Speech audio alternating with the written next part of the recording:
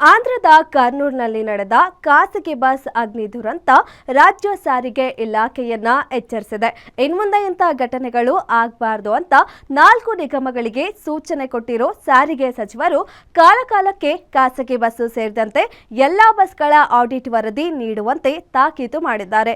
ಇದು guarantee ನ್ಯೂಸ್ನ big impact.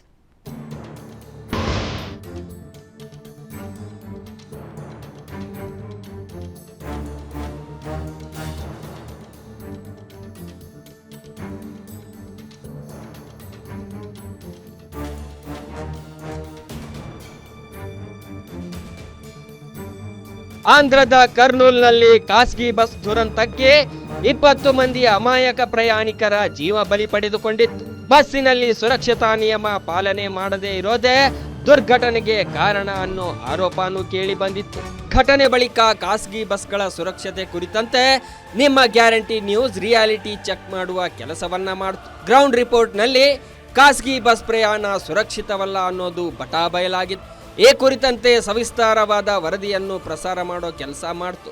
ಇದೀಗ ವರದಿಯಂತೆ ಎಚ್ಚೆತ್ತ ಸಾರಿಗೆ ಸಚಿವರು ಸರ್ಕಾರಿ ಬಸ್ ಸೇರಿದಂತೆ ಖಾಸಗಿ ಬಸ್ಗಳ ಆಡಿಟ್ ನಡೆಸುವಂತೆ ಅಧಿಕಾರಿಗಳಿಗೆ ಸೂಚಿಸಿದ್ದಾರೆ.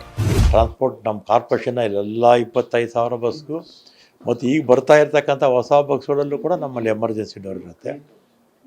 ಆಮೇಲೆ ಅವಾಗ ಪ್ರೈವೇಟ್ ಆಪ್ರೇಟರ್ಸ್ ಬಸ್ಗಳಿದೆಯಲ್ಲ, ಓಮ್ನಿ ಬಸ್ಸಸ್ಸು ಬೇರೆ ಇದೆಲ್ಲ ಇತ್ತಲ್ಲ, ಪ್ರೈವೇಟ್ ಆಪ್ರೇಟರ್ಸು ನಡೆಸುವಂಥ ಎಲ್ಲ ಬಸ್ಗಳು ಕೂಡ ಮಾಡಿದ್ವಿ. ಆಮೇಲೆ ನಾನು ಈಗ ಇಲಾಖೆ ಬಿಟ್ಟಾಗಲೇ 7.5 ವರ್ಷ ಆಯಿತು. ಮತ್ತು ಈಗ ಹೊಸದಾಗಿ ಬಂದಿದ್ದೀನಿ. ಮತ್ತು ಈಗ ನಮ್ಮ ಬಸ್ಗಳಲ್ಲಂತೂ 100% ಭಾಗ ಎಮರ್ಜೆನ್ಸಿ ಡೋರ್ ಇರುತ್ತೆ. ಪ್ರೈವೇಟ್ ಆಪ್ರೇಟರ್ಸು ನಾನು ಸ್ವಲ್ಪ ಗಮನಿಸಿದಾಗೆ ಆಲ್ ಇಂಡಿಯಾ ಟೂರಿಸ್ಟ್ ಬಸ್ಸಸ್ಸಲ್ಲಿ ಎಮರ್ಜೆನ್ಸಿ ಡೋರು ಹಿಂದೆ ಎಲ್ಲ ಅಳವಡಿಕೆ ಮಾಡಿಸಿದ್ವಿ. ಇತ್ತೀಚೆಗೆ ಮಾಡ್ತಿಲ್ಲ. ಅವರೇನೋ ಗ್ಲಾಸ್ ಹೊಡೆದು ಹ್ಯಾಮರ್ ಇಟ್ಟಿರ್ತಾರೆ, ಹೊಡೆದು ಬರಬೇಕು ಅಂತ ಮಾಡಿದ್ದಾರೆ. ಅದು ಸರಿ ಇಲ್ಲ. ಕಾರಣ ಏನು ಅಂದರೆ ಮಕ್ಕಳಿರ್ತಾರೆ, 10 ಅಡಿ ಇರುತ್ತೆ ಅದು ಹೈಟು. 10 ಅಡಿಯಿಂದ ಮೇಲೆ ಜಂಪ್ ಮಾಡೋಕ್ಕಾಗತ್ತಾ?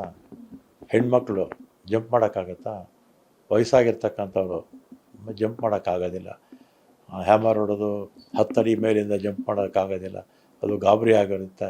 ಆಕ್ಸಿಡೆಂಟ್ ಆದಂಥ ಸಂದರ್ಭದಲ್ಲಿ ಬೆಂಕಿ ಇರ್ಬೋದು, ನೀರಲ್ಲಿ ಮುಳುಗಿದಂಥ ಸಂದರ್ಭ ಇರ್ಬೋದು.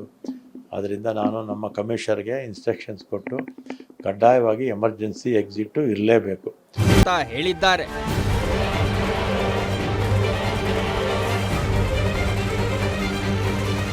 ಸಾರಿಗೆ ಸಚಿವರ ಸೂಚನೆ ಮೇರೆಗೆ ಸಾರಿಗೆ ಇಲಾಖೆ ಅಧಿಕಾರಿಗಳು ಖಾಸಗಿ ಬಸ್ಗಳ ತಪಾಸಣೆಗೆ ಮುಂದಾಗಿದ್ದಾರೆ. ನಿಯಮ ಮೀರಿ ಸಂಚಾರ ಮಾಡ್ತಿದ್ರೆ ಅಂತಹ ಬಸ್ಗಳ ವಿರುದ್ಧ ದಂಡದ ಪ್ರಯೋಗ ಮಾಡ್ತಿದ್ದಾರೆ. ಆಂಧ್ರದ ಕರ್ನೂಲ್ನಲ್ಲಿ ನಡೆದ ದುರಂತದ ಬಳಿಕ ರಾಜ್ಯ ಸಾರಿಗೆ ಇಲಾಖೆ ಎಚ್ಚೆತ್ತುಕೊಂಡಿದೆ. ಇನ್ಮುಂದೆಯಾದರೂ ಇಂಥ ದುರಂತಗಳು ಸಂಭವಿಸದ ರೀತಿಯಲ್ಲಿ ಅಧಿಕಾರಿಗಳು ಕ್ರಮ ಕೈಗೊಳ್ತಾರ ಕಾದು ನೋಡಬೇಕಿದೆ. Ullas S Kiruvase, guarantee news, Bengaluru.